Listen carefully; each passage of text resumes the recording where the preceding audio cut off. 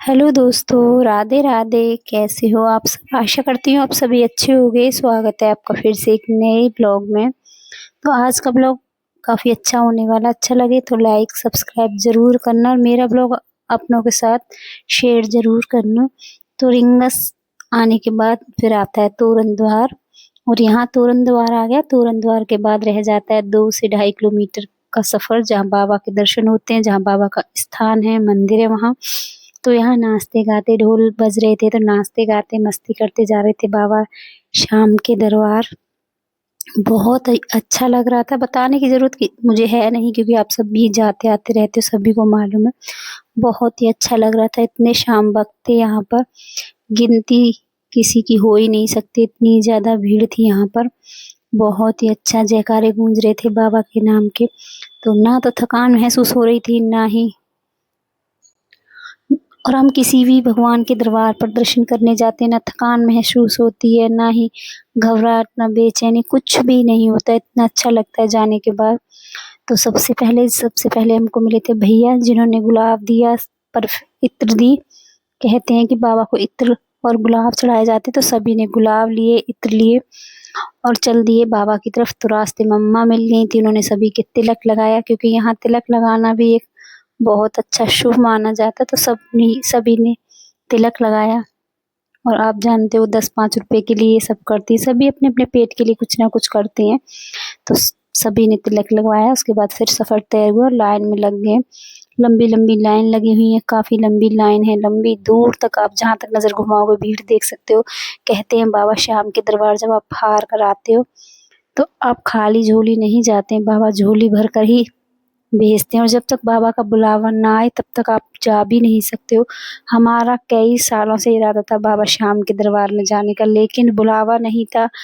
कहीं ना कहीं कोई ना कोई अड़चन आ ही जाती थी, तो नहीं पहुंच पा रहे थे। लेकिन इस बार ना कोई अड़चन आई, ना कुछ हुआ, अचानक से ही प्रोग्राम बना और चल दिए बाबा दरबार में।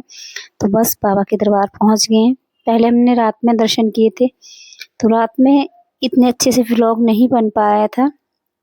और ये है अगले दिन की सुबह। सुबह के अभी बजे शायद से 5, क्योंकि हम 4 बजे उठकर आ गए थे नहा धोकर बाबा के दर्शन करने, क्योंकि सुबह 5 बजे आरती होती है, तो हमको सुबह वाली आरती लेनी थी, इसलिए हम सुबह सुबह ही आ गए थे बाबा के दर्शन करने। तो आप सब भी करो बाबा के दर्शन।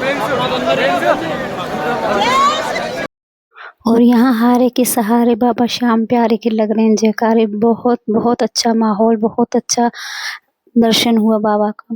दर्शन करके लौट रहे हैं। सुबह के अभी 6 भी नहीं बजे, 5:30 ही बजे थे, क्योंकि दर्शन बहुत अच्छे हो गए थे। इतनी भीड़ भी नहीं रहती है सुबह सुबह, बहुत जल्दी दर्शन हो गए थे। और ठंड तो आज इतनी ज़्यादा है, चारों तरफ घना घना कोहरा है, चारों तरफ ठंड है, बुरी तरह से ठंड पड़ रही है इस समय।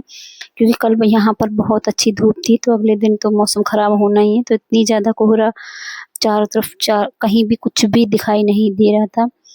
तो दर्शन करके प्रसाद लेकर चल दिए थे घर की तरफ। और अभी बजे हैं सुबह के 7। कमरे पर पहुंचकर पैकिंग की और चल दिए अपनी घर की तरफ, क्योंकि घर आना था। और बस पूरे रास्ते बाबा की ही बातें चलती रही, बाबा के ही भजन चलते रहे, बाबा की ही कथाएं चलती रही, क्योंकि इतनी अच्छी अच्छी कथाएं सुनने को मिली रास्ते में बाबा की। तो बस कथाएं सुनते, भजन सुनते, बाबा की बातें करते सफ़र तय हो गया। पता ही नहीं चला कब घर पहुंच गए। उसके बाद सभी काफ़ी ज़्यादा थक गए थे, बैठे बैठे सभी को लगने लगी थी भूख, और समय हो चुका था 11-12 के बीच का।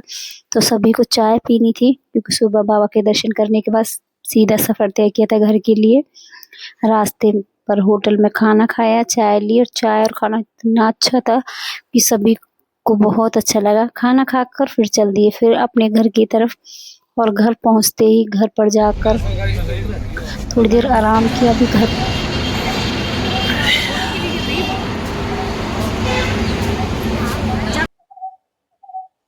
तो घर आकर अभी 2 ही घंटे हुए थे घर आए हुए हमको। तो पता चला कि परी के ताऊ जी का एक्सीडेंट हो गया, उनको काफ़ी चोटें आई हैं। तो बस भागा दौड़ी में लग गए सभी, किसी को किसी बात की फिर खैर खबर ही नहीं रही। फिर मैंने कोई ब्लॉग नहीं बनाया। उनको डॉक्टर पर लेकर गए, पट्टियाँ हुई हैं, प्लास्टर वगैरह हुआ है इनका।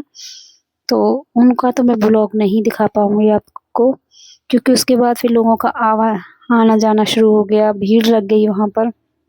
उसकी वजह से मैं कोई ब्लॉग नहीं डाल पा रही थी बीच में। तो उनको अभी मैं आपको एक अगर कोशिश करूँगी ब्लॉग में आपको दिखाने की कितनी चोटें लगी हैं उनको। तो ये है अगले दिन का ब्लॉग और यहाँ शुरू होती है कपड़ों की धुलाई, क्योंकि हम कहीं भी जाते हैं तो सबसे ज़्यादा काम होता है कपड़ों का। तो बस पूरा बैग भर के कपड़े लेकर गए थे, तो वो पूरे कपड़े अब धुलाई होंगे क्योंकि सभी ने नहा कर कपड़े बदले थे। तो कुछ मशीन में लग रहे हैं, कुछ हाथ से धुल रहे हैं, कुछ सुखाने, क्योंकि मौसम अच्छा है। अंदर का काम आज परी ने संभाल लिया है, बाहर सारे कपड़ों का काम मैं संभालूंगी। कपड़े धुलने के बाद ही आज खाना बनाऊंगी। नहाना धोना सबका हो गया है, 2-2 जोड़ी कपड़े सभी लेकर गए थे वो हो गए, और सभी के कपड़े हो गए हैं। तो बस ये सारे कपड़े ढेर लगे हुए हैं, तो उस कपड़े सारे धुलूंगी, उसके बाद करेंगे घर के बाकी काम। तो चलो आज का ब्लॉग तो यहीं पर समाप्त करते हैं, मिलते हैं अगले ब्लॉग में। और आज मौसम भी लगता है अच्छा है, तो सुबह ही लग गई थी क्योंकि सुबह ही लाइट आ गई थी। तो सोचा सबसे पहला काम यही है कि कपड़े धोकर सुखा दूँ, क्योंकि मौसम कब बदल जाएगा पता ही नहीं चलता है। तो सबसे पहले सारे कपड़े धुले और इनको धुलने में तकरीबन 2 से 3 घंटे का समय लगा है। तो सारे कपड़े फैला देती हूँ। तार भी कम पड़ गया था, रेलिंग भी कम पड़ गई थी, आज इतने ज़्यादा कपड़े हो गए थे। तो चलो फिलहाल ये कपड़े सुखा देती हूँ, उसके बाद ये सूख जाएंगे तो